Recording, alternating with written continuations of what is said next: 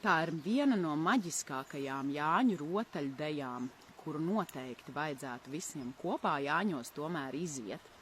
Jo šajā rotaļdejas tekstā vārdos ir pieminēts viss, gan ozols, kas ir arī Jānis un arī dievs, gan bites, kas ir dieva zvēri, tā teikts, tradicionālajā kultūrā, gan vara pamati, caur kuriem staigā, gan zari un pazars, caur kuriem mēs kuplojam.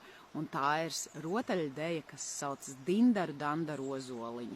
Par to tehniski, kā iet šo rotaļu, jūs noteikti varat atrast YouTube'ā, kā viņa ir izejama, un dziesmā ar tekstu ir ielikta manā profilā pie cita video.